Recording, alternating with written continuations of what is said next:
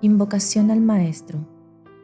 Maestro querido, permita a mi espíritu elevarse hasta tus plantas para beber en las verdaderas fuentes de la sabiduría y absorber tus fluidos poderosos de amor y fe, de purificación y fuerza espiritual y material, de poder espiritual, de paz, comprensión, salud, prosperidad y armonía para derramar sobre mis hermanos.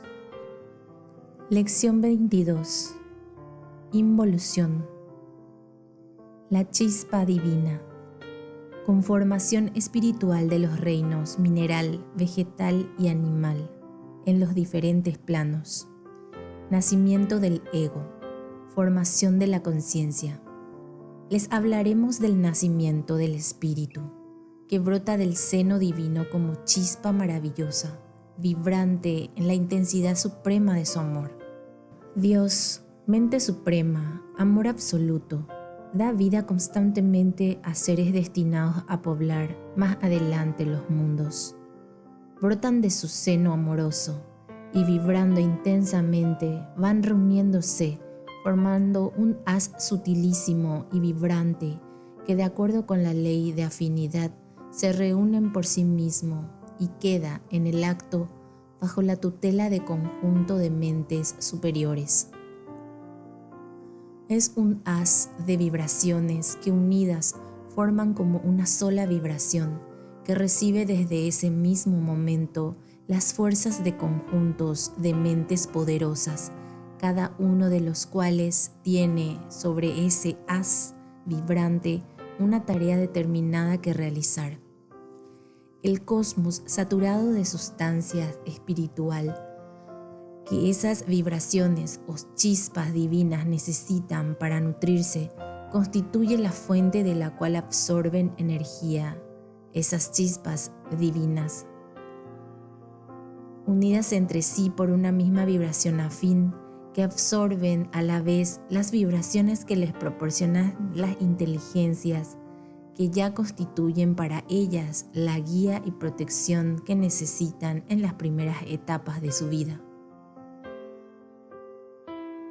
Son innumerables las chispas divinas que conforman uno de esos haces vibrantes, chispas que habrán de constituirse luego en entes conscientes en el transcurrir de los milenios.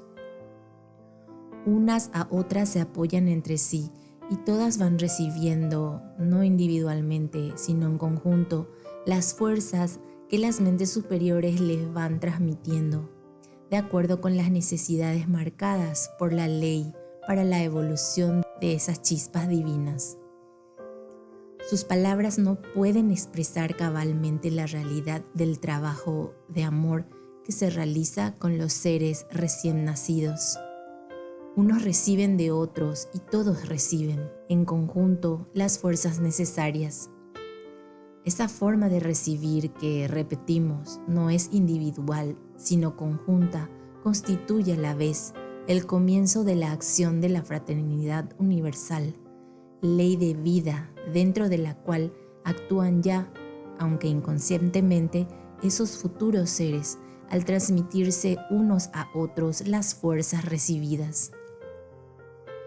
Las fuerzas absorbidas y recibidas van realizando paulatinamente el desarrollo individual y a la par conjunto de esos futuros seres.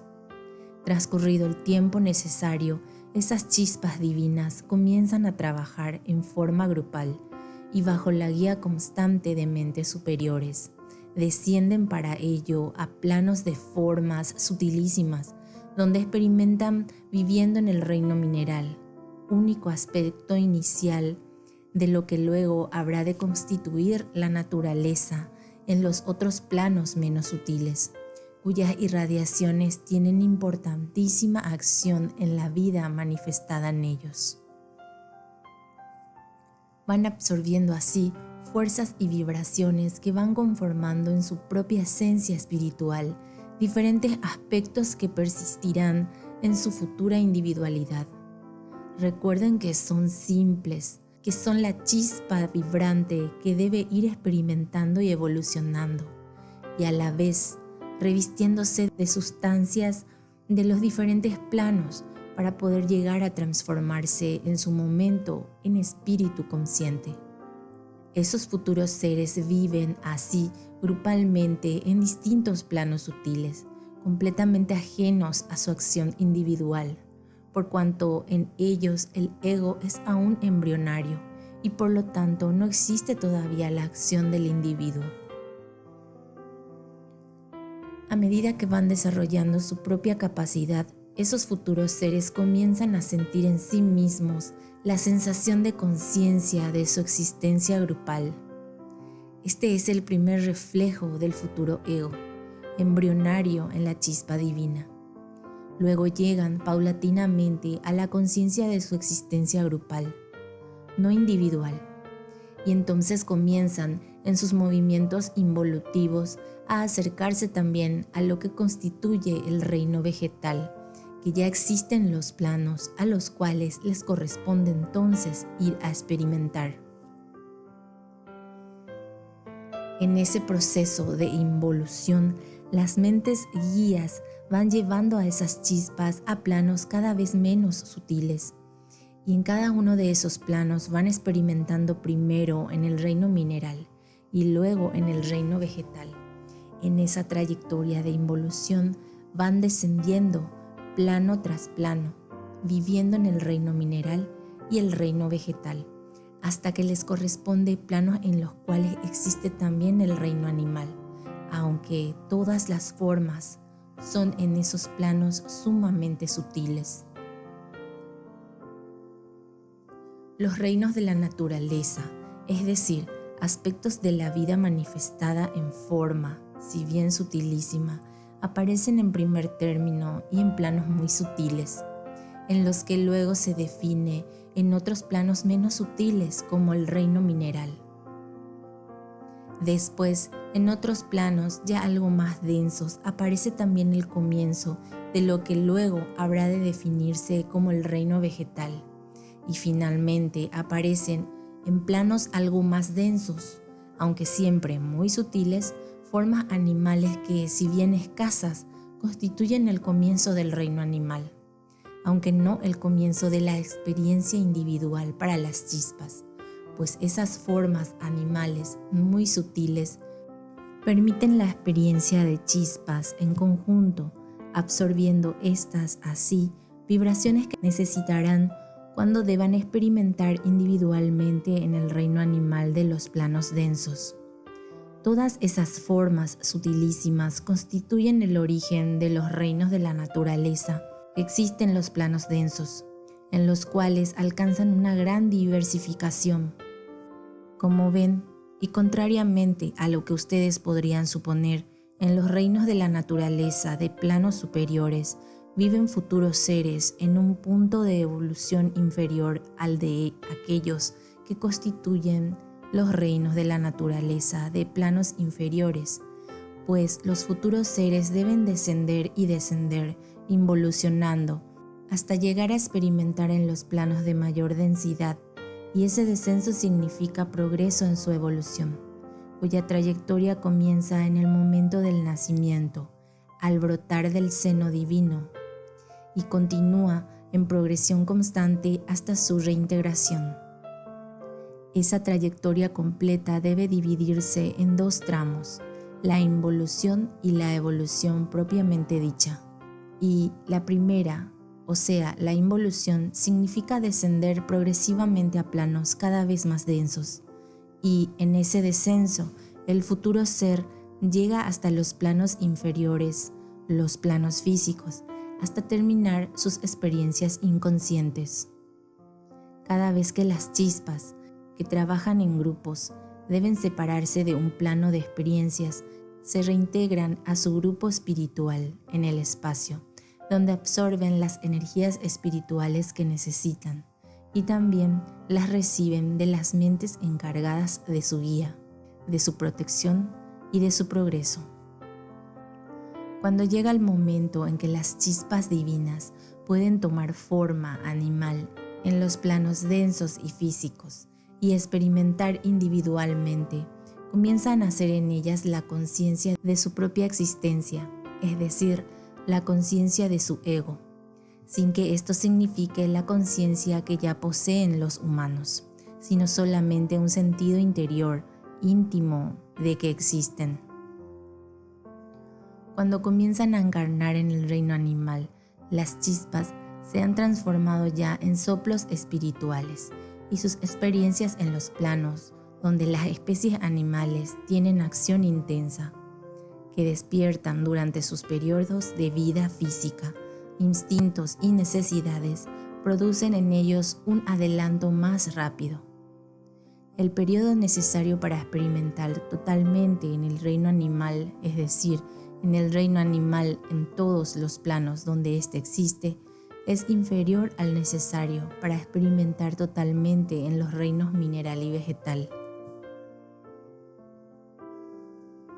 Realizadas en los planos físicos, las experiencias necesarias para poder formar más adelante la conciencia de su necesidad física o instinto como humano, el soplo espiritual se ha fortalecido ya en forma tal que permite la formación de ideas propias, aun cuando muy rudimentarias. Esto puede verse claramente en los animales, en los cuales, si bien en lo que denominan instinto animal, que corresponde al desenvolvimiento y conservación de su vida y de la especie, les es sugerido y es guiado por las inteligencias encargadas de ello.